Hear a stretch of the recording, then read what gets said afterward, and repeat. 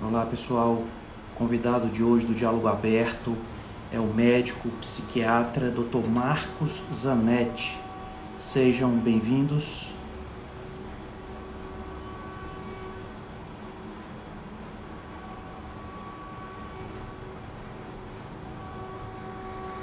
Reni, boa noite, bem-vinda. Dr. Camilo Alves, bem-vindo.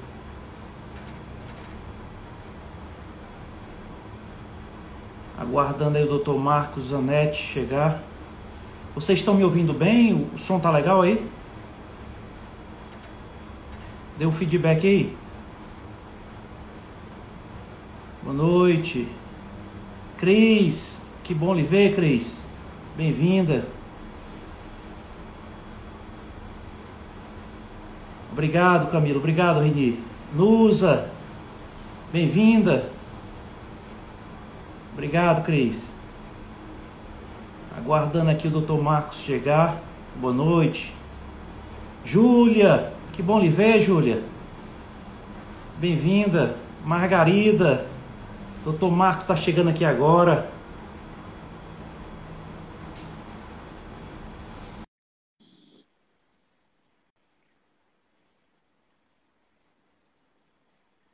Cláudia, bem-vinda.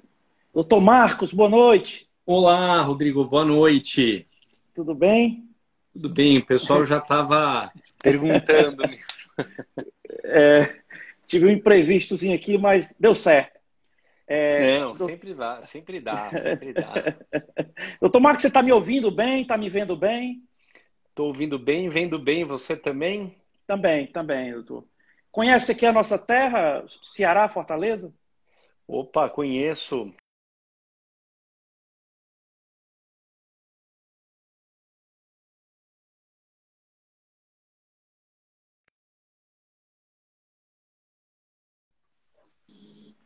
Deu uma cortada aqui, doutor. Deu Voltou? uma cortada, sim. Não é, mas Voltou, né? voltamos. Não Pronto, sei se foi a rede pronto. aqui, mas eu estava Ah, você respondendo sua conhece bem, né? pergunta. Conheço aí Ah, bem, adoro o Ceará, gosto de kitesurf, então o vento aí é imbatível para isso. Minhas filhas também adoram ir ao beach park, então de vez em quando a gente dá um pulo aí. Claro que era mais frequente antes da pandemia, né? com certeza. O nosso convidado especial de hoje, do Diálogo Aberto, é o Dr. Marcos Zanetti, ele médico, psiquiatra, doutor em ciências pela Faculdade de Medicina da USP, docente do Instituto de Ensino e Pesquisa do Hospital Sírio-Libanês. Doutor Marcos, uma grande honra, nós acompanhamos o seu brilhante trabalho. E, doutor Marcos, para iniciar a nossa conversa aqui, eu gostaria de fazer uma pergunta. Eu quero também deixar avisado aqui aos seguidores que estão nos assistindo, pode enviar perguntas aqui para o doutor Marcos, que ele está aqui gentilmente para respondê-las. Tá? O Exato. nosso tema escolhido foi cuidados com a saúde mental. Doutor Marcos, como essa pandemia tem afetado a saúde mental? Nossa, tem afetado de diferentes formas, várias e diferentes formas. Enfim, eu acho que é uma mudança muito drástica na rotina, né, na vida de muitas pessoas. Muitas pessoas ainda continuam também, às vezes, com uma dificuldade de separar, né, distanciamento físico de distanciamento social. Durante muito tempo, a pandemia também trouxe restrição de acesso, até agora recentemente, com essa piora recente, uma restrição de acesso a tratamentos de saúde essenciais, também a serviços religiosos. Então, tanto pelas restrições, limitações impostas, a ansiedade, o estresse, toda a incerteza ainda no ar, né? A gente continua com uma perspectiva, principalmente no mundo, mas particular no nosso país, de muita incerteza em relação a por quanto tempo mais isso vai durar, quando isso vai terminar, e claro que o impacto econômico que afetou muitas pessoas, muitos negócios fechando. Então a pandemia ela afetou aí a saúde mental, vem afetando a saúde mental,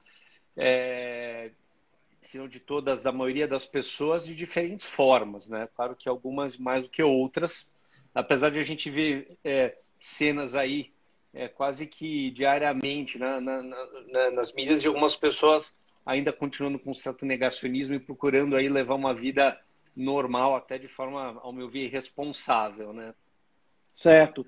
Doutor Marcos, muitas pessoas pensam, só falam em saúde mental quando tem algum problema grave psiquiátrico, não é? Mas o que define a saúde mental, doutor? Olha, essa é uma ótima pergunta, Rodrigo, e você tem razão. As pessoas elas não costumam imaginar a saúde mental sob uma perspectiva preventiva, né? Então é mais fácil as pessoas imaginarem a não saúde ou adoecimento mental pelo contraste. Então é a tristeza, é a ansiedade, né? A saúde mental, existem diferentes formas de você definir adoecimento mental, né? Diferente de outras áreas da medicina, você definir por um critério puramente estatístico, né? Então de um padrão de comportamento ou um padrão de pensamento que fuja da norma, isso é difícil se aplicar, porque quando a gente vai ver, aproximadamente 50% das pessoas no mundo se estima que em algum momento de suas vidas vai preencher critério para algum transtorno mental. Então, critério estatístico ele não se aplica muito, né? Existe um autor que eu gosto muito que define o adoecimento mental com a perda da liberdade de se fazer escolhas de forma consciente, né? Essa é uma definição interessante. Uma outra definição que eu acho mais interessante, que eu acho que se aplica a qualquer tipo de adoecimento médico, é uma perda do repertório de comportamento. Então, pessoas que estão passando por um processo de adoecimento mental, elas ficam com um comportamento rígido, muitas vezes repetitivo, com pouco repertório, uma dificuldade de se adaptar a situações novas. Então, a saúde mental, ela se caracteriza não só por uma sensação de bem-estar, porque a vida ela é feita de momentos alegres, mas também de desafios, de luto, de perdas, de lutos. E a boa saúde mental, na verdade, ela está relacionada com a nossa capacidade de enfrentar e se adaptar a diversidades e situações novas. Então, isso tem relação com repertório cultural, de comportamentos, né? Então, a boa saúde mental, eu gosto, né, dessa definição, né, como a nossa capacidade, né, de lidar, que muitas pessoas chamam de resiliência, envolve a resiliência também, mas não só, de lidar, enfrentar adversidades e se adaptar a situações novas. Em última instância, é isso que a boa saúde mental nos traz. Certo. Quem está chegando aqui, deixar um aviso, pode enviar perguntas aqui para o doutor Marcos. Doutor, chegou uma pergunta aqui da seguidora aqui, da amiga Cris Camelo. Ela pergunta, doutor, as pessoas estão mais em casa. Com isso, pode aflorar algumas compulsões? Sim, né? A gente sabe que em épocas de tragédias, pandemias, existe uma relação direta entre o período aí de quarentena, entre o que a pessoa está mais isolada e uma piora nos níveis, né, de ansiedade, desgaste psicológico, emocional e depressão. E a ansiedade, né, o estresse, ele é um gatilho inespecífico para qualquer tendência que a pessoa tem. Então, se a pessoa tem uma tendência à compulsão, o estresse vai piorar a compulsão. Se a pessoa tem uma tendência à depressão, o estresse pode, né, desencadear uma piora da depressão. E a mesma coisa acontece mesmo com doenças de outras naturezas, né? Se a pessoa, por exemplo, tem uma tendência com uma doença dermatológica, por exemplo, acne, psoríase, o estresse piora também. Então, isso também acontece com o adoecimento mental, né? A ansiedade, o estresse, ele vai tender a agravar e piorar tudo aquilo que a pessoa tiver uma tendência a desenvolver, inclusive as compulsões. Certo. Doutor, uma pergunta que chegou aqui da Nusa. Doutor Marcos, quando é preciso procurar um psiquiatra? Essa também é uma ótima pergunta, né? Idealmente, né, existe aí, eu acho que duas perspectivas que a gente precisa pensar. Então, por um lado, na dúvida, nunca faz mal, né? O psiquiatra não morde, o psiquiatra não medica todo mundo, a despeito do que as pessoas imaginam. O psiquiatra não é só um prescritor de medicamento. Eu tenho pacientes que vêm aqui no consultório, hoje eu mesmo não administro psicoterapia pela forma como a minha rotina está estruturada, mas eu absolutamente acredito em psicoterapia e outras intervenções, como intervenções mente-corpo, yoga, meditação, mindfulness, e tem pessoas que vêm aqui e eu não passo nenhum remédio, né? Eu trabalho muito na interface com a nutrição, mas o que eu quero dizer com isso é que, na dúvida, se você, né, não está se sentindo bem com você mesmo, se você está se sentindo diferente, emocionalmente diferente, ou, né, um tipo de pensamento repetitivo, rígido, e que é difícil sair se sentindo acuado, não faz mal você buscar, deve-se buscar algum profissional de saúde mental, psiquiatra ou não, psicólogo, né? Em sistemas de saúde mais bem organizados, né, o psiquiatra, assim como outras especialidades médicas, é um especialista, né? E hoje a gente sabe que a prevalência, né, de ansiedade e depressão no mundo ela é altíssima, né? A depressão hoje é a maior causa isolada de incapacitação no mundo. Então, a verdade é também que não existe psiquiatra suficiente para dar conta de todos os casos de ansiedade e depressão. Então, o médico generalista, o médico de família, ele também deveria estar apto a avaliar os quadros mais leves e apenas os quadros mais graves serem direcionados ao psiquiatra, mas em última instância não faz mal, na dúvida, bater um papo com um psiquiatra ou outro profissional de saúde mental. Certo. Chegou uma pergunta aqui da Alessandra Castro. Ela pergunta que eu não entendi muito bem a pergunta dela. Pergunta, doutor, qualquer tipo de compulsão, eu acho que é Eu relacionada àquela conheço a outra Lê. pergunta. A Lê é uma amiga. Sim, a Lê, qualquer tipo de compulsão. Se a pessoa tem uma tendência à compulsão alimentar, vai tender a piorar a compulsão alimentar, né? Por isso que, às vezes, o comer excessivo é uma válvula de escape para muitas pessoas. Se for uma compulsão por compras, vai tender a acentuar a compulsão por compras. Se for uma compulsão sexual, também, né? Pessoas assim, tem pessoas que têm uma tendência mais generalizada à compulsão, mas tem pessoas que têm uma tendência à compulsão compulsões mais focadas, direcionadas, compulsão por substâncias, uso de substâncias, álcool, etc., né? No caso da substância, inclusive, às vezes a pessoa tem uma tendência à compulsão, mas às vezes a substância, quando é uma substância, por exemplo, psicoativa como álcool, a pessoa começa a fazer um uso até para se automedicar. Então a pessoa está mais ansiosa, está dormindo mal. O álcool, objetivamente, ele tem um efeito ansiolítico agudo, pode, né, aprofundar o sono. Então muitas pessoas acabam iniciando isso até como uma forma de se automedicar. Certo. Doutor, a Cida, ela pergunta, doutor, estou sentindo minha boca amarga. Será que é devido ao estresse? O estresse pode provocar isso, esse amargor na boca. Não sei, Cida, se você teve Covid. A gente sabe que hoje uma das sequelas mais comuns da Covid tem sido a perda ou alteração do paladar, que muitas vezes se manifesta como um gosto estranho na boca ou uma alteração, né? Mais do que uma ausência do paladar, às vezes o mais frequente é a pessoa mudar o paladar, a pessoa até começa a perder o apetite, mas sim, como o estresse ele pode ressecar a boca, ele pode mudar, né, toda a homeostase do nosso intestino e da nossa flora intestinal. Doutor, a Cida está dizendo que não teve Covid. Não teve Covid. Perfeito, mas o estresse, ele muda, né? O estresse, principalmente o estresse crônico, ele muda todo o equilíbrio do nosso intestino e da flora intestinal. Isso também pode gerar um gosto ruim na boca, às vezes também uma halitose, né? Certo. Doutor, uma pergunta aqui da Betânia. Ela é fonoaudióloga. Doutor, existem estratégias que não representem grandes demandas que possamos aplicar no dia a dia como protetores da saúde mental? Eu também conheço a Betânia, uma amiga, adoro ela. Betânia, a resposta é sim, mas também depende o que você chama de grandes demandas, né? Porque eu acho que as pessoas esquecem do básico, eu falo muito isso, né?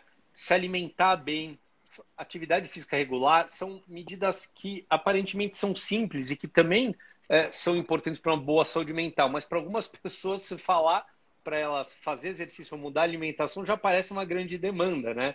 Eu me lembro de pacientes que eu atendi recentemente, eu nem estava na fase da consulta, assim, da entrevista, de passar qualquer orientação. Eu simplesmente estava procurando entender os hábitos de vida da pessoa e eu perguntei sobre atividade física. E duas me responderam assim na lata: olha, se você quiser brigar comigo é para me pedir para fazer algum esporte. Eu odeio e não vou fazer.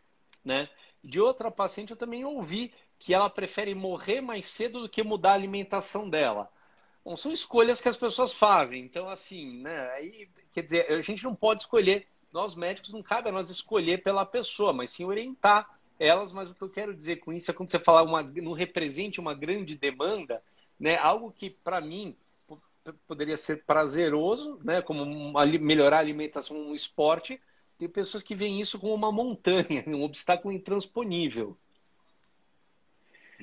Doutor Marcos, eu já vi pessoas dizendo o seguinte, que estamos na pandemia do Covid e o pós-Covid virá uma pandemia da saúde mental.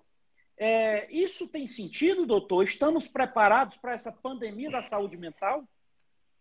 Tem sentido sim. Algumas pessoas ano passado falavam até que seria a quarta onda, que seria a onda, né, dos transtornos mentais. Ela, na verdade, já está acontecendo e eu acho que mesmo que a pandemia agora caminhe para uma melhora, ela ainda tende a persistir ou ainda até se agravar um pouco. Porque é claro que essa pandemia está deixando e deixará muitas sequelas e sequelas de diferentes naturezas.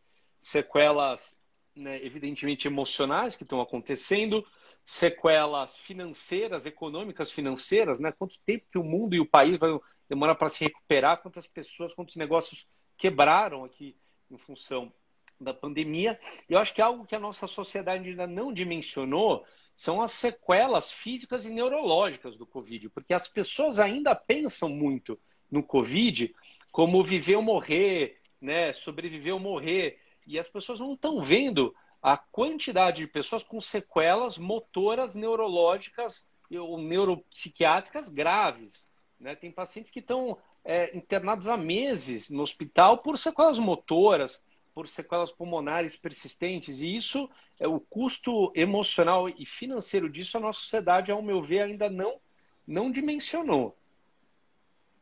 Certo. Doutor, o senhor acha que as gestões públicas dão a devida atenção à saúde mental, doutor? Não dão, não dão, sem dúvida não dão, está sempre relegado para o segundo plano. Eu acho que isso tem várias razões, existem razões históricas, mas passa pelo fato de que as próprias pessoas não dão a devida atenção, né? Aquilo que a gente estava falando no início, né, Rodrigo? As pessoas não pensam na saúde mental como algo a ser prevenido ou trabalhado preventivamente. As pessoas, na verdade, não gostam da ideia de que algum dia podem ser acometidas por alguma condição psicológica ou psiquiátrica. Então, assim, se as pessoas não cobram, se as próprias pessoas não valorizam, né, os políticos também não vão dar a devida atenção, né? Mas a verdade é que os transtornos mentais eles afetam todos os segmentos, todos os estratos da nossa sociedade. Certo. Doutor, chegou uma pergunta aqui da seguidora da Rosana. Ela pergunta: demência senil foram significativas na minha família por terem parado com a vida social e atividade física. O que fazer para tentar estacionar essa demência? Tem remédios, doutor? Olha, sim, bom, primeiro existem diferentes tipos de demência, né?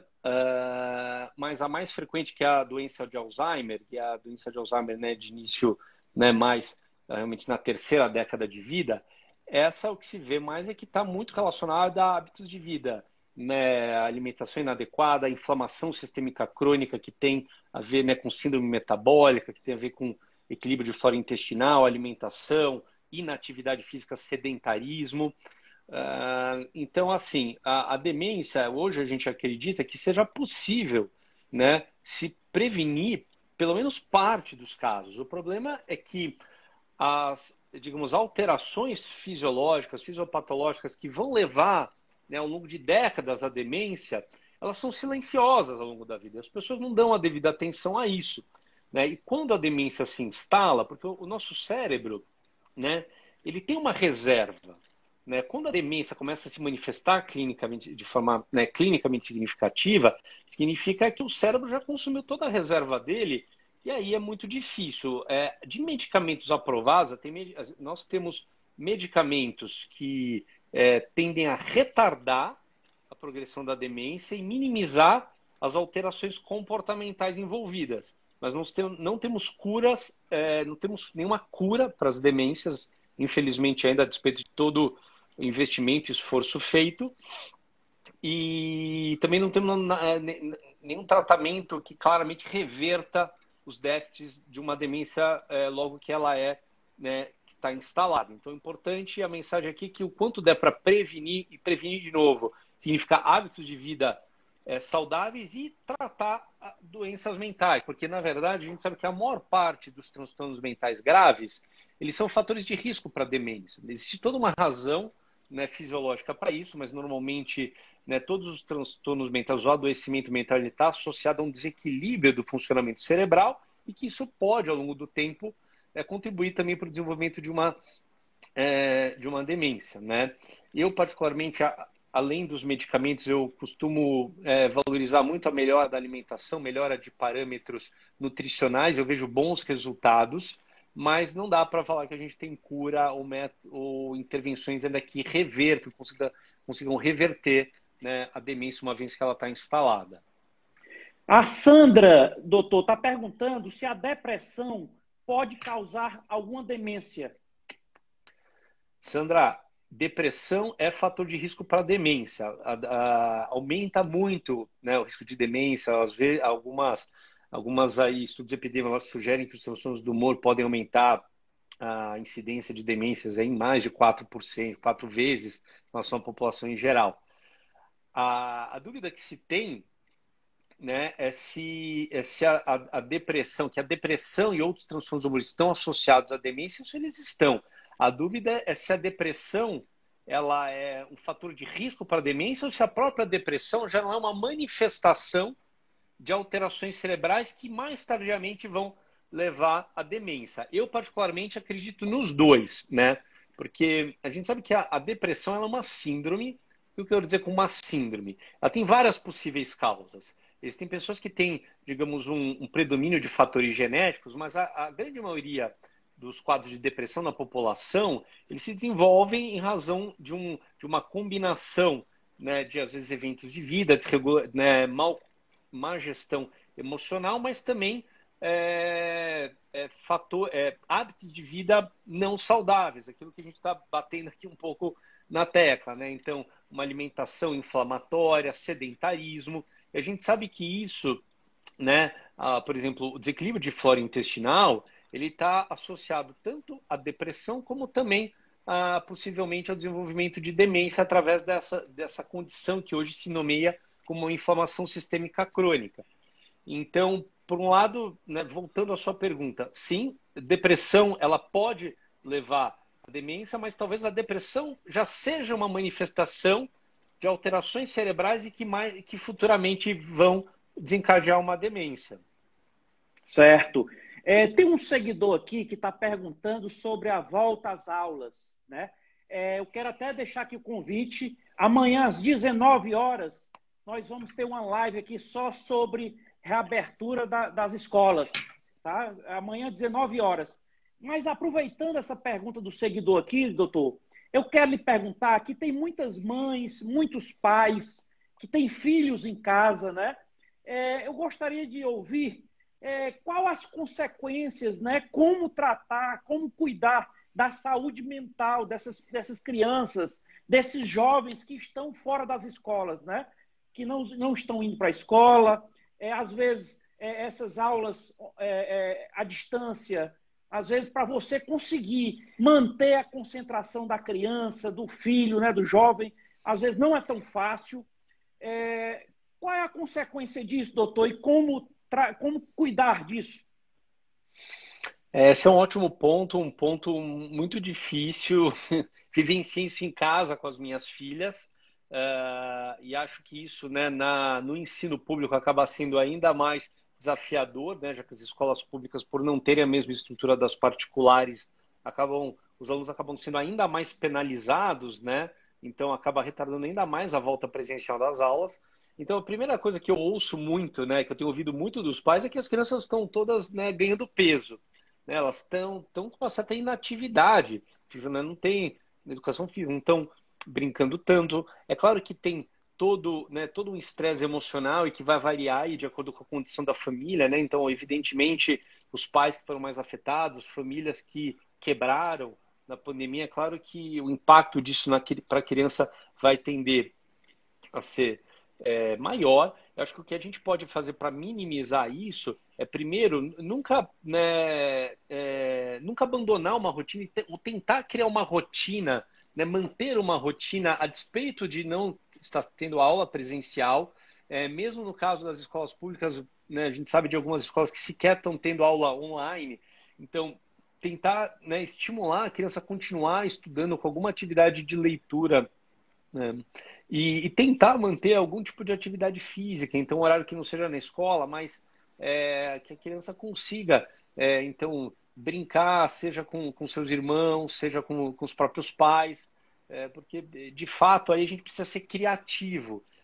A forma de adaptar vai depender muito da situação, né, de cada casa, de cada domicílio, mas eu acho que nunca, sabe, deixar de ter uma rotina. Então, assim, se os pais deixam de ter uma rotina, que eles deixam de ter uma rotina, isso também já é uma receita, né, para o desastre. E dentro das possibilidades de cada família, né, procurar manter algum tipo de atividade educativa e, se possível, alguma atividade física, né? Para aqueles que seja andar de bicicleta, que seja brincar com os próprios meus irmãos, as pessoas próximas. Certo. Doutor, nesse tempo de pandemia, as pessoas estão mais conectadas, estão mais online, né? É importante desligar um pouco das notícias, se manter um pouco mais offline, doutor? É, pois a gente sabe que esse aspecto, né, das mídias é também um fator de agravamento, né, de saúde mental, né, porque não tem outra notícia e as notícias, vamos convir, não são exatamente positivas, né, até o momento, né, ou na maior parte das vezes, na maior parte do tempo, elas não são positivas. Então, é importante, claro que não se alienar totalmente, não se desconectar totalmente, mas acho que é importante equilibrar a informação com atividades de autocuidado, né? Não dá para a pessoa ficar paralisada, né, o dia inteiro só paralisado o dia inteiro só ligada na notícia né, e procurando adivinhar o que está por vir, porque sim, é desalentador, né? A gente vive uma tragédia no mundo. A situação no Brasil parece que está, né, tudo indica que está melhorando. Agora, né, a Índia virou o epicentro agora da pandemia no mundo, mas é uma tragédia. Então, assim, se a gente não alternar, não equilibrar as notícias com atividades de autocuidado, né, a gente realmente fica louco. Certo. Doutor, a Sandra, ela está perguntando se a carne vermelha causa inflamação no organismo. Infelizmente sim, Sandra. Eu adoro carne, né? Hoje eu procuro, né, não sou vegetariano, né? Gostaria de conseguir ser, mas não consigo. Mas a verdade é que assim, o consumo, eu acho que aqui no Brasil a gente tem uma cultura, né, muito voltada à proteína animal, né? A carne vermelha está no centro dela, mas não só o ovo, leite, derivados. E a questão aqui é que é tudo uma questão de equilíbrio. Se a gente tem uma dieta que é excessivamente baseada na carne vermelha ou na proteína animal, a gente sabe, gostando ou não, mas isso é factual, que isso, né, primeiro que a carne vermelha e e as proteínas de origem animal, elas sempre vêm, via de regra, com muita gordura saturada juntos. Mas a gente sabe que esses alimentos, eles têm um impacto no nosso intestino, que eles estimulam o crescimento de bactérias que estimulam o nosso sistema imune e a produção e liberação de fatores inflamatórios. Então, isso com o tempo vai nos tornar inflamados. E essa inflamação ela acontece tanto no corpo como um todo, que é o que a gente chama de inflamação sistêmica crônica, mas também no sistema nervoso. Isso gera uma inflamação cerebral com o tempo. E a inflamação cerebral, por conta aí de vários mecanismos fisiológicos complexos, ela vai tender a levar a depressão, dificuldades cognitivas e, com o tempo, isso pode sim contribuir até para a pessoa desenvolver um quadro demencial mais décadas depois na vida. Certo. Avisando para os seguidores que estão chegando agora, está aberto aqui para perguntas aqui ao doutor Marcos Zanetti. Doutor Marcos, dizem, né, que eu já ouvi muito se falar que a depressão é a doença do século, né? Doutor, assim, em que ponto que a gente vê que, por exemplo, às vezes uma pessoa está triste, uma pessoa pode estar triste que não é depressão, não é? Então, como você identificar se é uma tristeza, se é uma depressão, doutor? Esse é um ponto fundamental, Rodrigo. A gente tem que tomar um cuidado, de fato, para não medicalizar as nossas emoções e, de fato, o nosso humor. Quer dizer, a gente tem um mundo afetivo, né, que ele reage aos eventos da vida, né?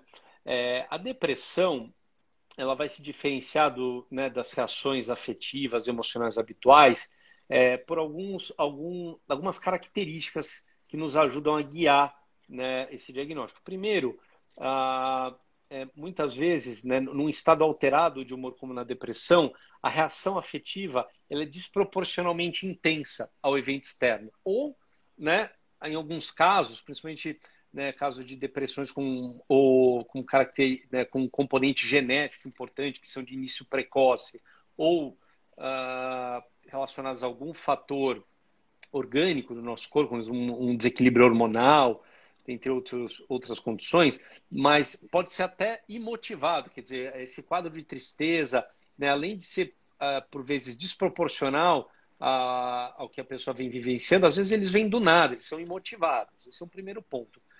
O segundo ponto é que é um estado depressivo, um estado de humor patológico, ele tende a persistir no tempo, independentemente dos fatores externos. Então, mesmo aquele problema tendo se resolvido, a pessoa ela persiste num estado de humor alterado. E, por último, esse estado ele traz prejuízos, né? Porque ele vem normalmente acompanhado de outros comemorativos ou sintomas de outras naturezas, né? Então, uma desregulação dos ritmos biológicos, né? Do apetite, do ciclo sono-vigília.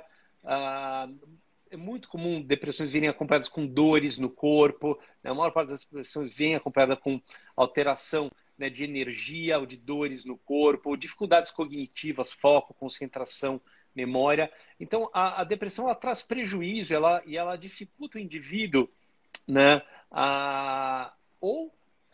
nos quadros mais graves, a administrar, a dar conta das atividades do dia a dia, ou torna as atividades do dia a dia, do trabalho mais pesarosas, exige um esforço a mais.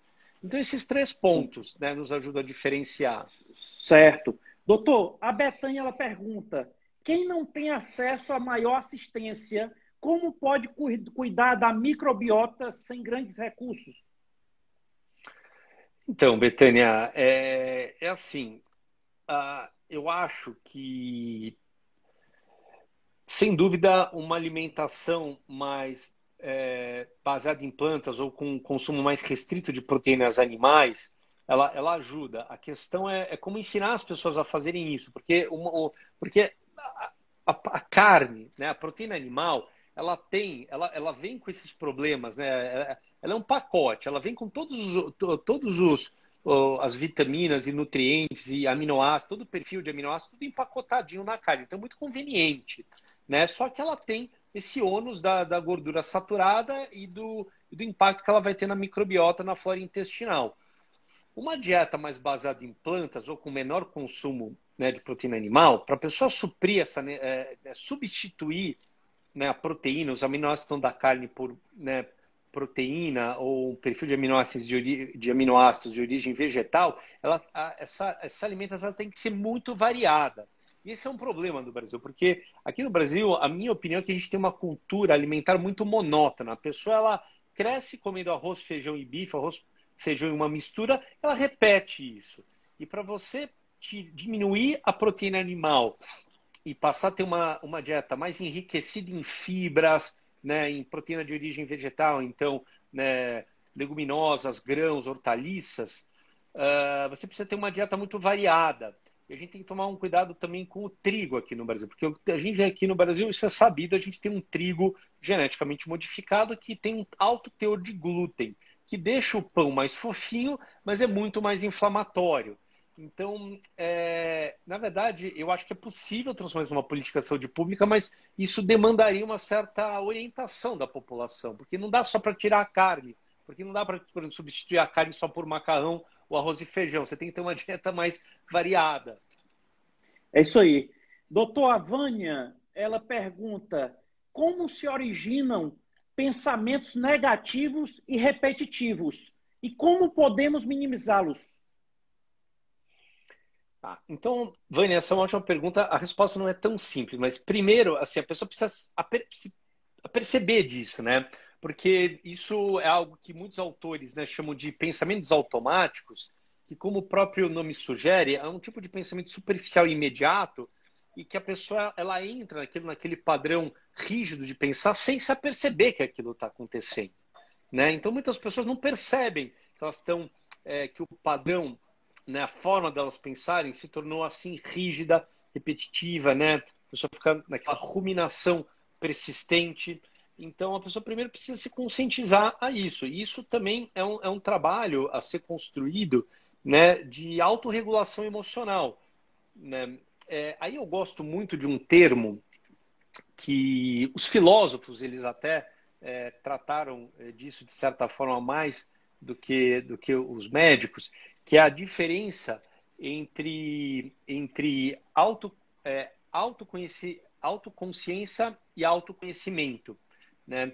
Que a autoconsciência é a consciência de sermos conscientes, que todos os seres humanos têm, todo mundo sabe que é consciente, né? Que supostamente é o que nos diferencia dos demais animais, né? Então a gente tem a consciência de que somos conscientes. De autoconhecimento ou consciência reflexiva, que é a capacidade de a gente refletir sobre os próprios processos mentais.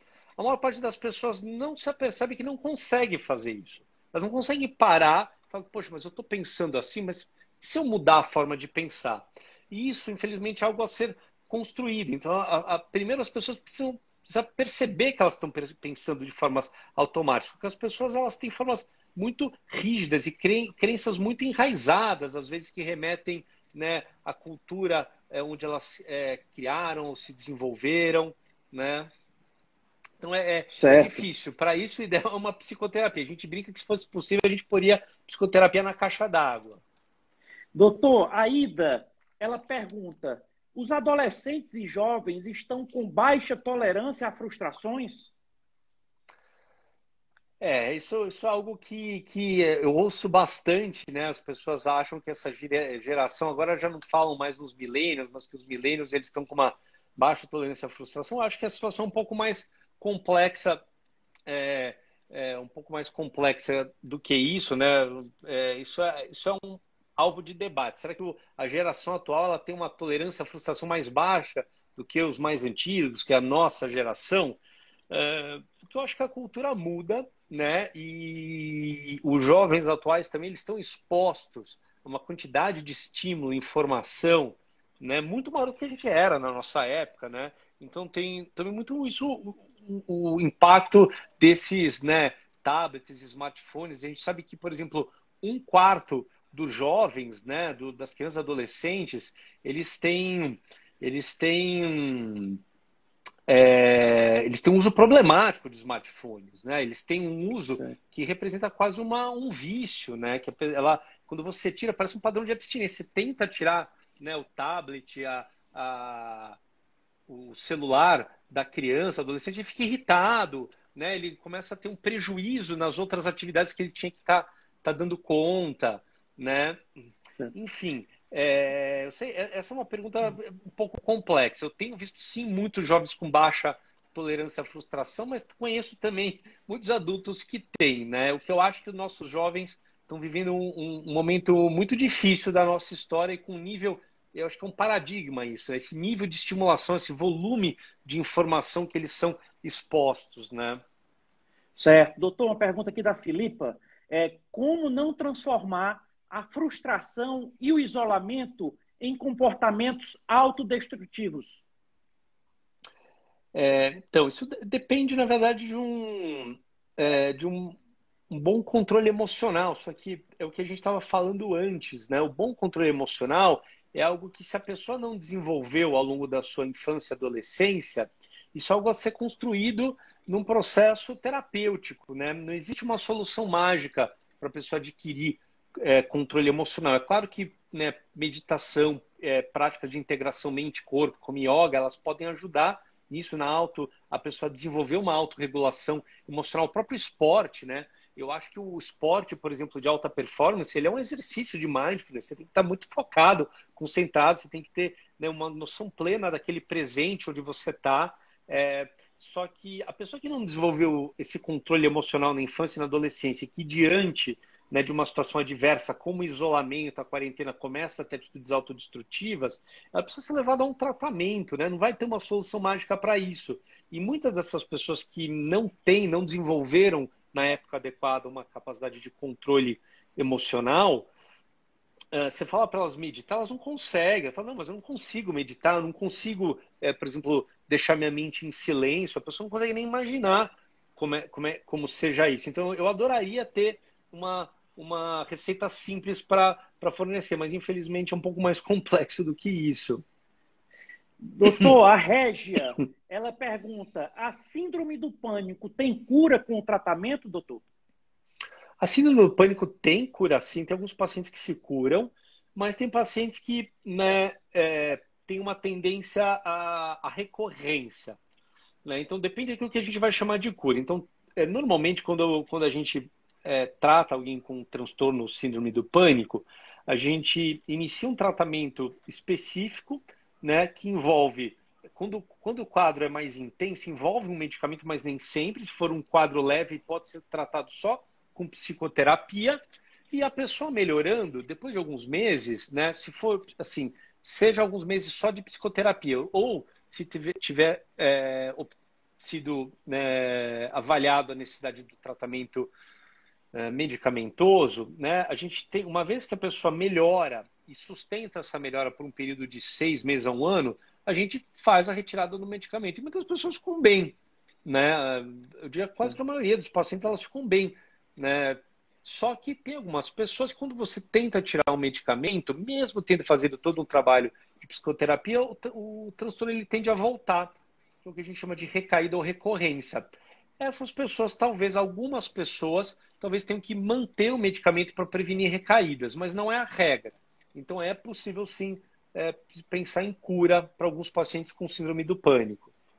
Certo. Doutor, a Camila, ela diz que tem uma amiga que quando tem um grande estresse, ela desmaia.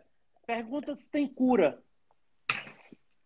Então, os desmaios, né, que acontecem frente ao estresse, eles têm diferentes naturezas, né? Você pode ter uma pessoa que tem uma epilepsia, você pode ter uma pessoa que tem uma síncope vasovagal, você pode ter uma pessoa que tem um transtorno conversivo, dissociativo. O desmaio induzido por uma situação de estresse, ele na verdade, ele tem diferentes diagnósticos, diferentes condições podem se manifestar dessa forma. Então, primeiro tem que ser feito um diagnóstico adequado. Mas, via de regra, sim, tem tratamento. Todos esses exemplos de condições que eu citei, né, desde epilepsia, síncope vasovagal, um transtorno dissociativo, conversivo, eles são potencialmente tratáveis. Então, a boa notícia é que não importa qual a causa, mas dá para tratar. Doutor, a Ronara, ela pergunta, nutracêuticos e insônia, como melhorar? Eu não sei se eu entendi a pergunta, se existem nutracêuticos que podem ajudar na insônia ou se é uma insônia induzida por nutracêuticos. Eu também não entendi muito bem não, doutor. Mas é assim, né? Alguns nutracêuticos podem eventualmente melhorar o sono, né? Mas é que as pessoas às vezes confundem fitoterápicos com nutracêuticos. Então, quando a gente pensa, por exemplo, passiflora valeriana, eles não são nutracêuticos, eles são fitoterápicos, que em quadros de insônia leve, eles podem ajudar, sim, né? Eles têm um efeito na ansiedade, um efeito leve, mas tem. Nutracêuticos no sentido de nutrientes, o nosso cérebro precisa de praticamente todos os nutrientes essenciais para produzir os neurotransmissores e exercer a sua função, inclusive a regulação do sono. Então, deficiências de nutrientes podem causar insônia. O problema é que são uma série de nutrientes. Aí precisaria tentar investigar exatamente qual é esse nutriente que a pessoa está deficiente. Porque o que eu não acredito é que você suplementar um nutriente em excesso, mais do que a pessoa precisaria, isso vai melhorar o sono. Por exemplo, você suplementar triptofano ou 5-hidroxitriptofano, que as pessoas adoram suplementar para insônia, ou GABA, que é um análogo de um hormônio que nem atravessa a barreira hematocefálica. Né? Isso eu não acredito que ajude de forma consistente. Muitas pessoas fazem uso, mas a gama de deficiências nutricionais que pode levar à insônia é tão grande que não dá assim para tratar empiricamente, sabe, dar tiro no escuro. Doutor, a Sandra pergunta se o zumbido tem a ver com a depressão.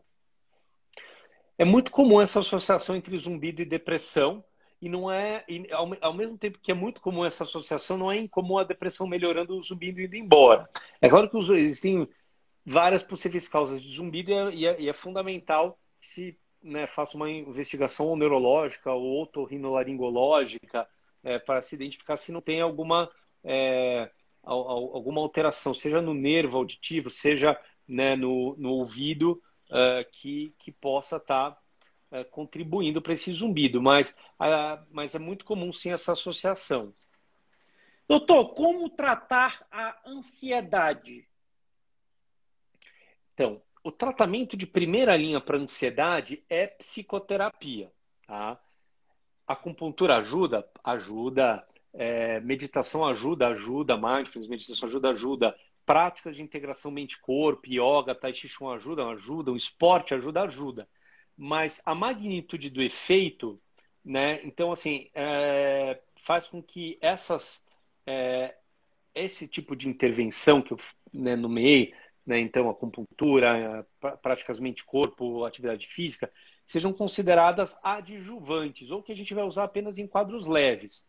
Né? O tratamento de primeira linha de qualquer transtorno ansioso é psicoterapia. E muitas vezes a psicoterapia ela é suficiente por si só nos quadros leves. Existem algumas situações, tanto dependendo da gravidade, né, do transtorno ansioso, como às vezes de uma necessidade de melhora rápida, que a gente vai lançar mão de medicamentos para ansiedade. Então, ansiedades de moderada a grave, ou que não responderam só à psicoterapia, ou que a gente tem uma urgência, por exemplo, o paciente ele tem um transtorno ansioso que está fazendo com que atrapalhando o andamento de um tratamento médico cuja vida dele depende. Então, por exemplo, tratamento oncológico. Eu trabalho muito com oncologia, isso é comum.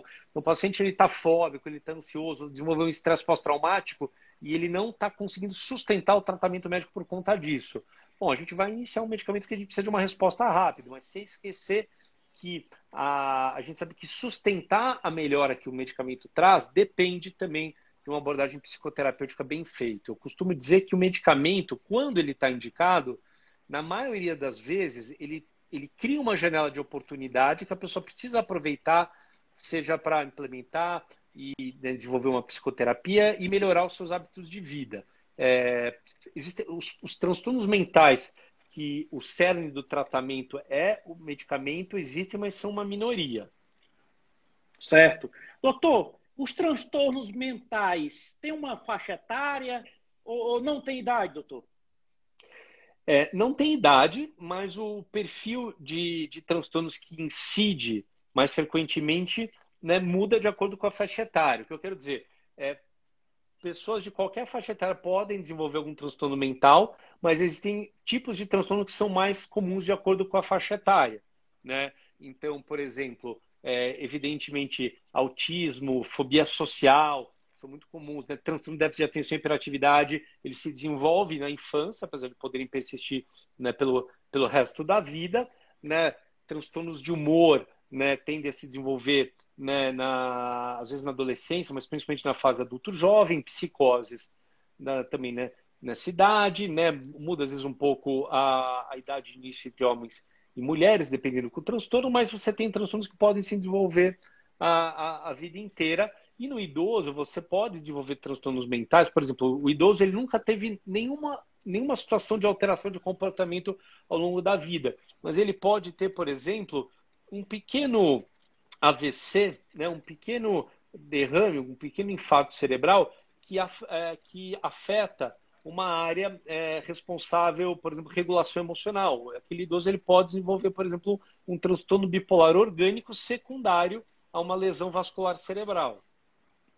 Doutor, a Valéria pergunta os medicamentos usados para a depressão.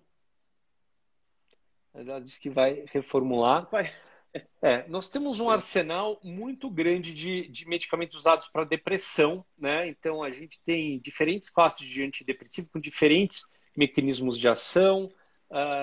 Existem, né, a gente, por vezes, usa estabilizadores do humor para tratar a depressão. Na verdade, hoje a gente tem um arsenal de medicamentos, né, muito grande, né? Temos hoje a cetamina, que não deixa de ser um medicamento, apesar da administração, né, dela ser por via ou endovenosa ou subcutânea, ou agora também tem a cetamina nasal, tem agora os psicodélicos que estão começando a ficar na moda e na mídia, né? Muita gente falando dos psicodélicos, então temos aí, né, temos um arsenal de antidepressivos muito grande. A Isabela está perguntando quando precisa interditar um paciente. Acho que é internar, né? Internar um paciente. Internar, Então, Isabela, existem algumas razões para a gente internar um paciente, tá? São várias, mas basicamente assim, se o paciente tem um adoecimento mental, uma alteração de comportamento grave, que não está respondendo aos tratamentos habituais, essa seria, então o paciente não está respondendo a recursos extra-hospitalares, é uma.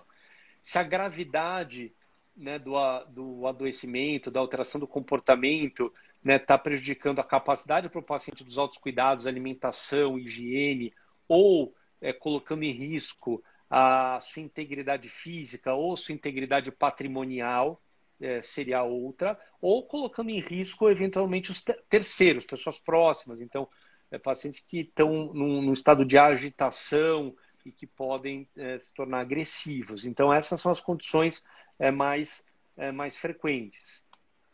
Certo. Doutor, aquelas pessoas que carregam frustrações, decepções do passado, e esse passado fica... isso prejudica muito a saúde mental de uma pessoa, né, doutor? Sim, demais. É claro que algumas pessoas conseguem, né, digamos, elaborar, vamos chamar assim, virar essa página e não deixar que a sua vida, né, fique condicionada ou presa ou escrava desses eventos do passado, mas algumas pessoas não conseguiram, por qual seja a razão, elaborar aquilo, continuam presos a esse evento do passado, né? Então, diferentes tipos de eventos que podem marcar ou traumatizar a pessoa. Certo. Doutor, chegou uma pergunta aqui da minha mãe, Marta, que está assistindo a live. Ela diz o seguinte: doutor Marcos, parabéns pelo seu excelente trabalho. É de grande valia para todos nós, principalmente no momento atual. O isolamento social pode acarretar transtorno mental posteriormente para o idoso? Marta. Olha, Marta, essa é uma ótima pergunta. Eu estou pensando aqui posteriormente, né? Bom, primeiro eu devo dizer que assim, quem se manteve isolado até o momento e né, tá firme, tem uma resiliência, tem, né, aí recursos de enfrentamento muito bons. É claro que eu acho que isso depende muito do contexto, né? O que a pessoa deixou de fazer, o que a pessoa perdeu pelo isolamento, né? Existem pessoas que perderam pessoas próximas ou familiares, não puderam se despedir, não puderam fazer, né, uma cerimônia, um velório, um enterro, e isso pode sim marcar e contribuir para o desenvolvimento futuro. Então, eu acredito que sim, mas eu acho que isso também depende muito do contexto da pessoa, né? E o que aconteceu durante esse isolamento, como foi esse isolamento. Doutor, a Valéria ela pergunta: medicamentos antidepressivos pode diminuir o nível de concentração? Podem, né? Então, assim, por um lado, a ideia quando a gente usa um antidepressivo, a gente falou, a depressão ela pode impactar negativamente a nossa cognição. E a ideia é que o antidepressivo possa melhorar isso, resgatando a nossa capacidade de cognição. Mas, né, existem antidepressivos que, dependendo da sensibilidade da pessoa, podem se induzir efeitos colaterais cognitivos, né, prejudicando a atenção, concentração e memória. Isso pode acontecer sim, Valéria. Doutor Marcos, nós chegamos aqui na reta final aqui da nossa live, mas chegou aqui uma última pergunta A psicóloga, doutora Simone, ela pergunta, doutor Marcos, quais os prejuízos na vida pessoal e profissional dos adolescentes e jovens adultos viciados em maconha e outras drogas? Psicóloga, doutora Simone. Então, Simone, os prejuízos podem ser muitos, né? Depende da gravidade, o quanto do jovem acabou perdendo, né? Perdendo, digamos, do ganho que ele tinha que ter tido na adolescência em função do uso dessas substâncias. Então, primeiro é interessante notar que muitos dos jovens que acabam fazendo um uso mais abusivo ou problemático de substâncias na adolescência, muitos têm alguma comorbidade ou uma tendência com alguma alteração do comportamento. Por exemplo, a gente sabe que transtorno de déficit de atenção e hiperatividade, ele aumenta o risco de uso de substâncias na adolescência. A gente sabe que existe uma infeliz pegadinha do destino, que a mesma genética que predispõe o indivíduo a desenvolver esquizofrenia faz com que ele goste mais da maconha, tem uma razão fisiológica para isso. Então, aquela pessoa que menos poderia usar é a que mais vai gostar e mais vai tender a fazer abuso, né? Certo. E tem a questão do ambiente também, porque, francamente, a grande maioria, né, dos usos problemáticos de substâncias, maconha e outras drogas que se iniciam na adolescência não ocorreriam sem, de alguma forma, sem o conluio dos pais. Seja uma falta de supervisão dos pais, seja os pais estarem financiando isso, porque isso tem um custo, né? De algum lugar esse dinheiro está vindo. Então, a dificuldade de muitos pais em supervisionar e pôr limite nos seus filhos contribui para isso. Então, nós temos razões genéticas, né, que predispõem o indivíduo a diferentes, né, transtornos mentais e que, ao mesmo tempo, vão aumentar o risco desse uso de substância, o que a gente chama de correlação gene-ambiente. E tem também esse aspecto ambiental, né, dessas famílias que não supervisionam adequadamente os seus jovens, não conseguem pôr limite e, de alguma maneira, acabam, né, até financiando, né? Porque, de novo, né, muitas vezes, claro, tem jovens que acabam cometendo delitos para sustentar o vício, mas a verdade é que muitas famílias financiam isso. Certo. Doutor Marcos, está chegando aqui próximo de 1 hora da nossa live, né? Pedir desculpa aqui às outras perguntas que chegaram. Infelizmente, não vamos ter tempo para o doutor Marcos respondê-las, mas agradecer a todos que participaram. E, doutor Marcos, eu vou aqui tirar os comentários aqui rapidamente para a gente fazer um print aqui, tá? Por favor. Claro. Vamos lá.